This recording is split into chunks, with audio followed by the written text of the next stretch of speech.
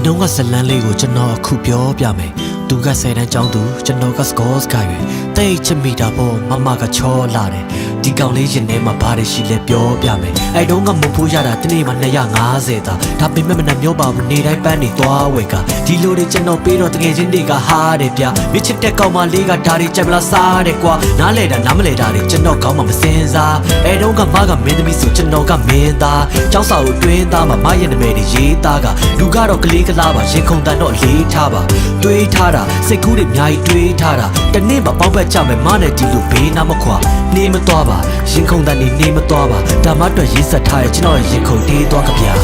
မလို့ခေါ်နေရဲ့လေကျွန်တော်ကိုရှော့ရှော့နေပြီးပျော်ပျော်နေစေပဲမလို့ခေါ်နေရဲ့လေကျွန်တော်ကိုရှော့ရှော့နေပြီးပျော်ပျော်နေစေဒီလိုနဲ့ချိန်လေးကုန်းဆုံးတွေရသည်ကိုရောက်လာတယ်မကတော့ဂုံတူးပါလို့ပျော်ရွှင်ကနေတော့ပါရဲ့ကြောက်တော့ကြောက်စရာပဲတက္ကသိုလ်ကျောင်းကိုရောက်တာနဲ့ကျွန်တော်ကိုမေးသွားမှလားစိုးရိမ်စိတ်တွေကဖောက်လာခဲ့မတော့ကောင်းပါတယ်ကြောက်စိတ်တော့ပဲကောင်းပါမလဲဒီချိန်ဆိုကျောင်းလာတယ်မပုံရိပ်တွေကောင်းပါဆွဲဟိုဟောင်းလာလဲကျွန်တော်ရဲ့စိတ်တွေမပြောင်းပါမြဲတနေ့မှပြန်ဆုံဖို့ကိုမြဲတဲ့ကျွန်တော်ဆူတောင်းပါရဲ့ပြောဖို့ကြိုးစားတယ်တကယ်လက်တွေဖြစ်လာဖို့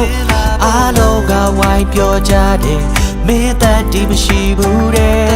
ကျွန်တော်ညာအိမ်ဖို့မလွယ်မကြောင်တွေသာကြည့်ဆိုအားလုံးလည်းရိမ်ပြီးတော့မယ်မကတော့နေနိုင်စေရဲ့မရဲ့ပြေးတာရှိချင်တဲ့ကောင်းလေးပါမကခုတိကျွန်တော်ကိုလေးမောင်းလေးထားတာဒါတနေနေတာယူတမီတဲ့ချစ်ကိုလေးမလောက်ချေကွာမရဲ့တွေ့ကမြင်နေမကောင်းလေးဟာစိတ်ကစားတာဒါမျိုးများမြင်နေမလားမလို့ခေါ်နေရဲ့လေကျွန်တော်ကိုရှော့ရှော့နေပြီးပျော်ပျော်နေစေပဲမလို့ခေါ်နေရဲ့လေကျွန်တော်ကိုရှော့ရှော့နေပြီးပျော်ပျော်နေစေမလို့ကျွန်တော်မေးပါပြီလားမေးချင်တယ်မရဲ့ဖြစ်နိုင်ခဏလောက်ပြစ်တွေ့ချင်တယ်မရဲ့